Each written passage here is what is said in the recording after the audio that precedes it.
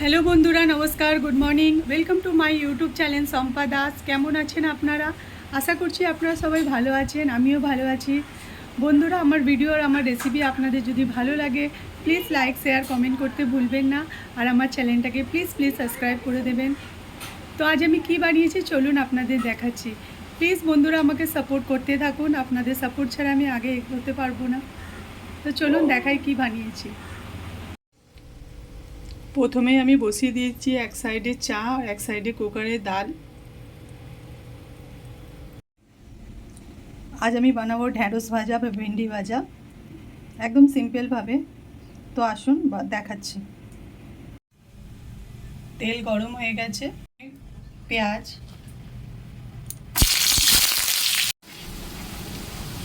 Tomato আর কাঁচা লঙ্কা কুচি,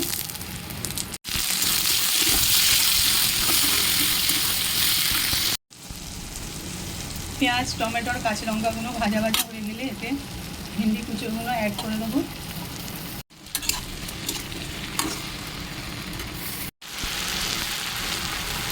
এবার অ্যাড করে দেবো 1 চামচ হলুদ,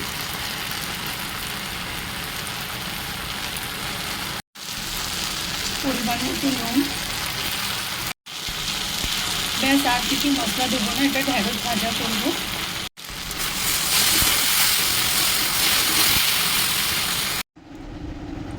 আমি এবার বানাবো আম দিয়ে টকের ডাল। ডাল তো আমি আগেই সেদ্ধ করে নিয়েছি।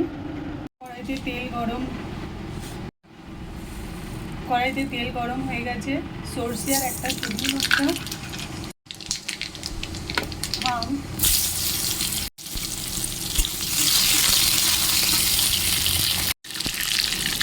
সামান্য একটু নুন, ডালে দেবো 1 চামচ হলুদ। নুন আগেই আমি দিয়ে দিয়েছিলাম সেদ্ধ করার সময়। ভেজে রাখা আম,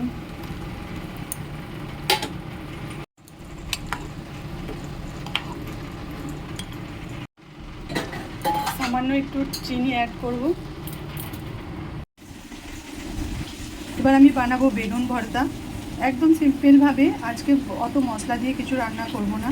তো বেগুনটাকে আমি এরকম কেটে সরষের তেল মাখিয়ে নিয়েছি আর সাইডে কটা রসুন দিয়ে দিয়েছি একসাথে পোড়াবার জন্য।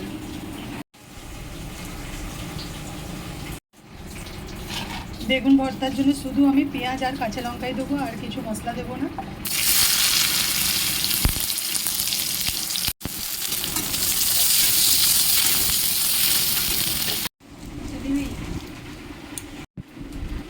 বেগুন ভর্তাতে পেঁয়াজ কুচি আর কাঁচা লঙ্কা ভাজা,